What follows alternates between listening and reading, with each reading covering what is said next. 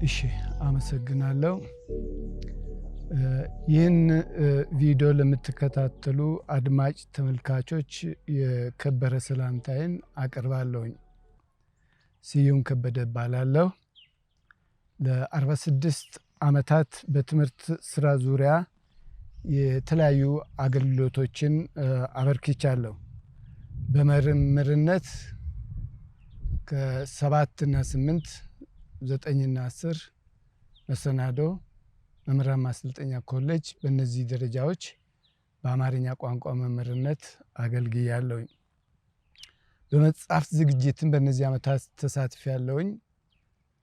መጽሐፍት በግል ያዘጋጀሁት አለ በትምህርት ቢሮ በኩል በአሻሻይነት በኤዲተርነት እነዚህን በመሳሰሉ ለርቀትና ለመደበኛ ትምህርት በማዘጋጀት ስራ ውስጥ ተሰማርቻለሁ። ለ5 ዓመታት ያህልም የኢቫን ትምህርት ቤት ርዕሰ መምህር ሆኜ አገልግያለሁኝ።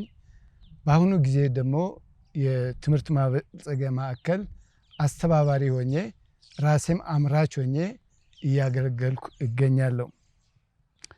እንግዲህ አሁን እነዚህን ዓመታት በሙሉ በትምህርት ስራ ዙሪያ በምሰራበት ጊዜ የተመለከትኩት የታዘብኩት ችግር አለ። አሁንም እየቀጠለ ነው። ነገር ግን አንድ ቦታ መቆም አለበት ብዬ ስለማስብ የራሴ የሆነ መፍትሄ አዘጋጅቻለሁኝ። በአማርኛ ቋንቋ ትምህርት ውስጥ የፊደል አጠቃቀማችን ወጥነት ስለሌለው እንደ ዋና ችግር አድርጌ አየዋለሁኝ። ችግር ያለባቸው ፊደሎች ውስብስብ የሚባሉ አሉ፣ ወይንም ፍንቃውያን ይባላሉ። ፎኒዥያንስ ከሚባሉ የጥንት ባለሙያዎች ስልጣኔን የፈነጠቁ ሰዎች የአጻጻፍ ስልት ነው። አሁን የኛም አማርኛ ከነዚህ ጋር የሚደመር ነው። ነገር ግን ውስብስብ ድምጾች የሚባሉት ምንድነው? በአንድ ፊደል ውስጥ 4 ድምጾች አሉ። ቋ ብለን በምንልበት ጊዜ ቁ፣ ኡ፣ ው፣ አ። ስለዚህ ውስብስብ የተባሉት ለምንድነው? እነዚህ 4 ድምጾች በአንድ ፊደል ውስጥ ብቻ ተወክለው ያገለግላሉ። ችግራቸው ምንድነው? አማርኛ ከግዕዝ የተገኘ ስለሆነ በቃላት በኩል ሙሉ በሙሉ ግዕዝ ነው ማለት አይደለም። በሂደት ያሳያቸው ሌሎች ለውጦች አሉ። አማርኛ እንግዲህ ከነዚህ ውስብስብ ድምጾች ውስጥ የመረጠው 4ኛ ረድፍ ላይ የሚገኙትን ራብዕ አናባቢ ያላቸውን በነዚያ ላይ ተጨማሪ ድምጾችን ጨምሮ ውስብስብ ድምጾቹ በአማርኛ የምንጠቀማቸው አሉ። ሌሎች የግዕዝ ፊደሎችን ግን በምንም መልኩ ልንጠቀም አልቻልንም። ሌላው ችግር ምንድነው? ሞክሼ ፊደሎች ናቸው። ሞክሼ ፊደሎች የሚባሉት ምንድናቸው? 4 ሀዎች አሉ፣ 2 ሰዎች አሉ፣ 2 አዎች አሉ፣ 2 ጸዎች አሉ። ችግሩ ምንድነው? በወጥነት አንጠቀምም። ከአራቱ ውስጥ አንዱን ስንጠቀም ለምንድን ነው የምንጠቀመው? ማንም መልስ የሚሰጥ የለም። ባስተማርኩት ዘመን እኔም እንደ ተማሪ አልተማርኳቸውም፣ እንደ አስተማሪም አላስተማርኳቸውም። ሁሉም በዘፈቀደ ይሄዳል። ስለዚህ የኔ አመለካከት ምንድነው? ቆም ብለን አይተን ግዕዝ ሌላ ቋንቋ ነው። አማርኛ ከግዕዝ የወረደ ቋንቋ ቢሆንም የተለያዩ ባህሪያትን ይዞ የመጣ ቢሆንም በዘመናት ሂደት ውስጥ ደግሞ የራሴ የሚላቸው የጨመራቸው ፊደሎች አሉ። እነዚህ አረቤ ይባላሉ። አረብኛ ያለበት፣ ወላይትኛ ያለበት፣ ሲዳምኛ ያለበት፣ ኦሮምኛ ያለበት የተቀላቀሉ ናቸው። ይህ እስከሆነ ድረስ አማርኛ ሙሉ በሙሉ የግዕዝ ልጅ ነው ማለት አንችልም። ስለዚህ ግዕዙ ሞክሼ ፊደሎችን በሚጠቀምበት ጊዜ እንደ ፎኒም ወይም እንደ ድምፀ ልሳን የተለያየ ትርጉም የሚሰጡበት ሁኔታ ሊኖር ይችላል። በጣም ጥቂት 10 እንኳን የማይሞሉ ናቸው። ሀለወ ሲል ለምሳሌ በአይኑ በሀሌታ ውሃ በሚጻፍበት ጊዜ ህልውና ፕሬዘንስ፣ እዚህ ከተማ ውስጥ ፕሬዘንስ ቸርች የሚባል አለ። ህልውና ነው፣ የህልውና የእግዚአብሔር መኖር። ያ አንድ ገጽ ነው። ሀለወ ሲባል ሐመር ውሃ ስንጠቀም ደግሞ ሐመር ውሃ ሀለወ ጠበቀ፣ ኖላ ሀለወ አባግዕ ይላል። እረኛ በጎችን ጠበቀ። ሀሌታ ውሃና ሐመር ውሃ እንደ ፎኒም ናቸው ማለት ነው። እንደ ድምፀ ልሳን ናቸው ማለት ነው። የተለያየ መልእክት። አሁን ግን የምናየው መጽሐፍ ብለን በሐመር ውሃ ብንጽፍ፣ በአይኑ አ ብንጽፍ፣ በብዙኃን ውሃ ብንጽፍ ምንም ለውጥ የለውም። ታዲያ ለልጆች ምንድን ነው የምናስተምራቸው? በምን አይነት ነገር ነው ለልጆች ይህን ማስተላለፍ እንችል? እኔ መምህር ሆኜ አላስተማርኩም፣ ተማሪ ሆኜም አልተማርኩትም። ለልጆች ምን ልስጣቸው?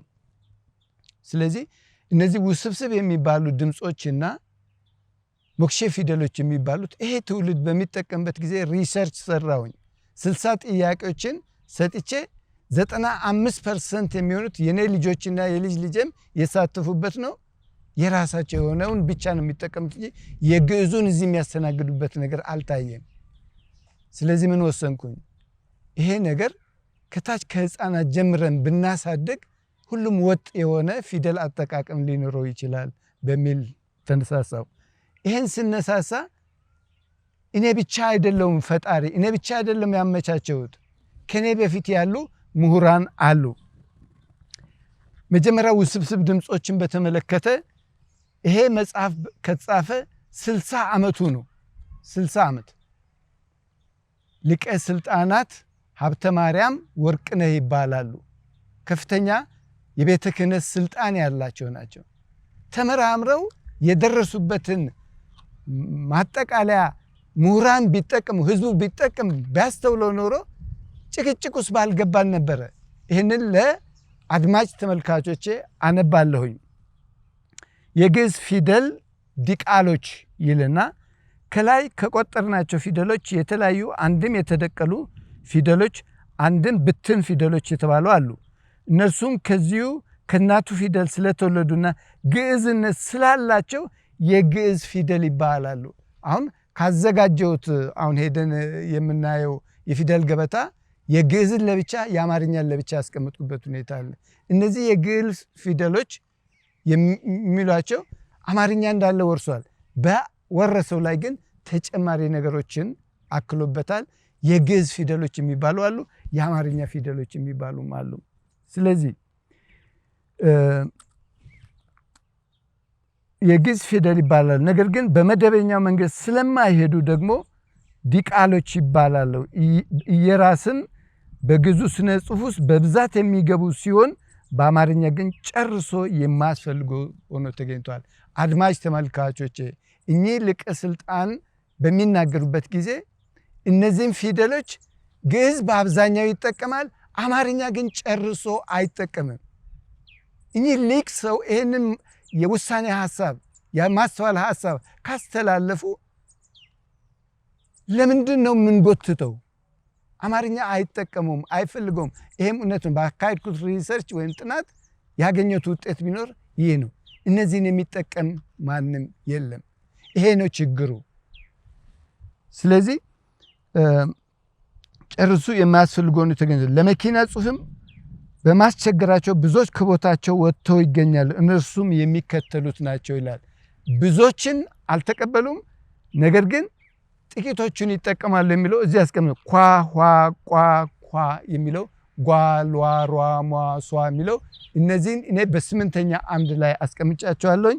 ይህንን ኋላ እናያለን። ሌላው እንደ ማስረጃ የማቀርበው ምንድን ነው? ከሳተ ብርሃን ተሰማ አማርኛ መዝገበ ቃላት የሚል አለ። ይህንን ማሳየት የሚታያችሁ ከሆነ የአማርኛ አልፋው አ ነው የተጠቀሙት። ሞክሼ ፊደሎች ናቸው ብያለሁ። ሞክሼ ፊደሎች ካሜራ ያይ እንደሆነ አላውቅም። እዚሁ መጽሐፍ ውስጥ ግን በውስጠኛው ሽፋን ስንመለከት የአማርኛ ይላል። አይኑ አ ነው የተጠቀመው። እዚህ ጋር አልፋውን ተጠቀመ። አልፋ አ፣ ይሄ አልፋ አ ነው የአማርኛ የሚለው ይሄ የአልፋ አ ይሄ መጽሐፍ ከተጠቀመ በኋላ እዚህ የውስጥ ገጽ ላይ በሚሄድበት ጊዜ ራብዕ የአይኑ አ የሚባለውን አድርጓል። አያችሁ፣ ምሁራን ናቸው። ይህን ትልቅ ስራ የሰሩ ናቸው። ግን እዚህ ጋር አልፋው አ፣ እዚህ ጋር አይኑ አ መጠቀም ለምን አስፈለገ? ትውልድስ የትኛውን ይከተል? የትኛውን ትክክል፣ የትኛውን ትክክል ያልሆነ? ይህ ክስተት የተፈጠረው እዚህ ጋር አልፋ እዚህ ጋር አይኑ አ የገባው በስተት ይሆን በአጋጣሚ ይሆን ወይስ ሁለቱም ስለሚፈቀድ ይሆን? የሚታወቅ ነገር የለም። ስለዚህ እኔ ብቻ ሳልሆን ሌሎችም ከሞክሼ ፊደሎች መርጦ መጠቀም እንደ መፍትሄ ይሆናል የተባለውም ለዚህ ነው። ስራውን የሰሩት ሰዎች እንኳ ስህተት ይሰራሉ፣ ስህተት ይፈጽማሉ። እንግዲህ መርጠን እንጠቀም ከሚሉት እንግዲህ ለዚህ የሞክሼ ፊደሎች መፍትሄ ከሰጡ ዳኛቸው ወርቁ ይባላሉ። እኔን አላስተማሩኝም፣ ለትንሽ አምልጦኛል። የመጀመሪያው የአማርኛ ቋንቋን በተመለከተ በዲግሪ ተመርቀዋል ከአሜሪካን ተብሎ ሲወራ ነው የሰማሁት። ግን ትልቅ ሰው ናቸው። ትልቅ አደፍርስ የሚባል እስካሁን እንኳ ሰው አንብቦ ሊረዳ የማይችል ጥልቅ የሆነ መልእክት ያለው መጽሐፍ የጻፉ ሰው ናቸው። እኚህ ሰው ምንድን ነው ያደረጉት? ይሄ 1977 የተጻፈ መጽሐፍ ነው። ሀ አሌታዋ ሐመሩሃ ብዙሃኗ የሚለውን ትተው አንድ ሀ አሌታዋ ከሰ አንድ ሰማዩን ሰ ከአ አልፋውን አ ከሌሎችም እንደዚህ የለም። ከሞክሼዎቹ አንዳንድ ብቻ በመጠቀም ቀዳሚነት ያላቸው ምሁር ናቸው። ዳኛቸው ወርቁ የጽሑፍ ጥበብ መመሪያ የሚል መጽሐፍ ውስጡን ብትመለከቱ የሚዘረዘሩ ነገሮችን የሚዘረዝሩት በሞክሼ ፊደሎች ሳይሆን በአንዳንድ በተመረጡ ናቸው። አርአያ ናቸው፣ ምሳሌ ናቸው፣ ግን አልተከተልናቸውም። በዋናነት ግን በአማርኛ ሰዋስው ውስጥ ይሄ ሞክሼ ፊደሎችን በማስቀረት በግንባር ቀደም ማስተማሪያ መጽሐፍን ያዘጋጁ አሁኑ ጊዜ ፕሮፌሰር ባየ ይማም ይባላሉ። እሳቸው ናቸው ለመጀመሪያ ጊዜ በዚህ ሰዋስው መጽሐፍ ውስጥ በይፋ የአማርኛ ድምፀ ልሳናት ወደ 27 የሚጠጉ ድምፀ ልሳናት እንዳሉና ሌሎቹ በዚህ ዙሪያ እንደሚሽከርከሩ አናባቢና ተነባቢ ተቀላቅለው አጠቃላይ 231 የሚሆኑ ፊደሎችን የሚቀረጹት በእነዚህ 27 ተነባቢዎች 7 አናባቢዎች ጠቅላላ 34-35 የሚሆኑ ድምፆች ናቸው ትልቁን ሀሁ ፊደል ገበታ የሚመሰርቱት። እና እሳቸውም እንግዲህ ይህን መጽሐፍ አሻሽለው አቅርበዋል። እኛም የእሳቸው ተማሪዎች ነን። ይሄ መጽሐፍ ዋና የመጀመሪያ መጽሐፍ ሲታተም የማስተርስ ዲግሪ የጀመርኩበት ጊዜ ነበር። አስተማሪ የነበሩ የተማርኩትም ከእሳቸው ነው። ስለዚህ እኔ አይደለሁም ይህንን ሞክሼ ፊደሎች ይቅር የምለው እሳቸው ናቸው። ጀማሪዎች ይፋ አውጥቶ በትምህርትነት የሰጡት እሳቸው ናቸው። ቀጥሎ ደግሞ ዘመናዊ የአማርኛ ሰዋስው በቀላል አቀራረብ የሚል መጽሐፍ የጻፉት አሁን ረዳት ፕሮፌሰር ይመስሉኛል። እሳቸው ደግሞ ዘመናዊ የአማርኛ ሰዋስው በቀላል አቀራረብ ያሉት የእሳቸው ተማሪ ናቸው። የኔም የእሳቸው ተማሪ ነኝ። ይህም በመጽሐፍ ያወጡት አሁን ረዳት ፕሮፌሰር ይመስሉኛል። እሳቸውም እነዚሁኑ የተመረጡ ሞክሼ ፊደሎች ብቻ ነው በፊደል ገበታ ውስጥ ያኖሩት። እንግዲህ ከነዚህ በኋላ የመጡት በጣም ግዙፍ የሆነ ስራ የተሰራበት የኢትዮጵያ ቋንቋዎች ጥናትና ምርምር ማዕከል ይላል 1993 ላይ የታተመ ነው። በጣም ድንቅ ነው። በጣም ግሩም ነው። አሁን ከላይ ነው እንግዲህ እየወረዱ ያሉት። ለምን አሁን ይሄንን ብትመለከቱ አ እግሩ አጠር ያለ ነው። ሊሆን የሚገባው ይህንን ነው። አሁን እዚህ ጋር አማርኛ ተብሎ የተጻፈው ግን ትክክል አይደለም። አ ለጽሁፍ እንጂ ድምፅን አይወክልም። እንግዲህ እነዚህ ሰዎች አሁን አ የሚለውን ነገር በፍጹም እንደ ቀድሞ አይጽፉም። መዝገበ ቃል ነው እና በዚህ መዝገበ ቃል ውስጥ እንግዲህ ያሉትን ፊደል አጠቃቀም ስንመለከት ከውስብስብ ድምፆች የጸዳ ነው። ይህ መዝገበ ቃል ውስጥ ሞክሼ ፊደሎች የሉም። የተመረጡት ብቻ ናቸው የሚጠቀሙት። እንግዲህ የነሱ አካሄድ ከላይ ወደ ታች ነው። ቶፕ ቦተም አፕሮች የሚባል ነው። የኔን እንግዲህ ላመጣ ነው። አሁን የኔ አካሄድ ይህ ፊደል ገበታ ነው። ይህ ፊደል ገበታ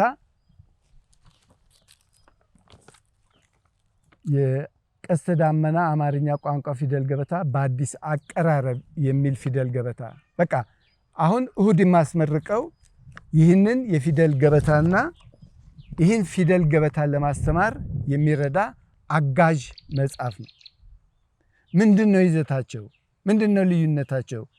እነሱ የመጡት ከላይ ከአዋቂዎች ከምሁራን ከትላልቅ ደረጃዎች ወደ ታች ሲመጡ የኔ የሚለየው ህፃናት እነሱ የሚሉትን በፊደል ገበታነት ቀርጬ ባቀርብ እነሱ ከታች እያደጉ ወደ ላይ ይሄዳሉ። ስለዚህ ያለውን ክፍተት ይህ የኔ ስራ ይሞላዋል፣ ይደግፋል። ትውልዱ አዲስ የመጣው ትውልድ የሚጠቀመው በውዥንብር በተምታታ መልኩ ሳይሆን በተመረጡ በተስማማንበት ይሄ ማንንም እኔ አላስገድድም ሐሳብ ነው ማቀርበው በማቀርበው ሐሳብ አንፃር ይህንን የፊደል ገበታ ተጠቅመን በአጋዥ መጽሐፉ በኩል የሚሰጡትን መልመጃዎችና አካሄዶች ዝርዝር ነገሮችን መጠቀም የተሻለ ቀለል ያለ ህብረተሰቡ በሙሉ ሊጠቀም ይችል ትውልዱ የኔ ፊደል ይህ ነው ብሎ የሚለውን ሁሉ መጠቀም እንችላለን ብዬ አስባለሁ። ስላዳመጣችሁኝ አመሰግናለሁኝ። ይህንን መጽሐፍ ገዝታችሁ ብታነቡ ተጠቃሚዎች ህፃናት ናቸው፣ ወላጆች ናቸው፣ የመምህራን ማሰልጠኛ ተቋማትም ተጠቃሚዎች ሊሆኑ ይችላሉ። ሪሰርች የሚያደርጉ ሰዎችም ማጣቀሻ አድርገው ሊጠቀሙ ይችላሉ። ያስገባቸውን አዳዲስ ቴክኒኮች፣ አቀራረቦች እንደ ገንቢ አስተያየት በመቀበል ብትጠቀሙ ተጠቃሚዎች ትሆናላችሁ ብዬ አስባለሁና ስላዳመጣችሁኝ አመሰግናለሁኝ። ቀጥሎ 3 የፊደል ገበታዎች ይህን የሚመስሉ ለምን እንዳዘጋጀው ምን አገልግሎት እንዳላቸው ቀጥዬ አቀርባለሁ። አመሰግናለሁ።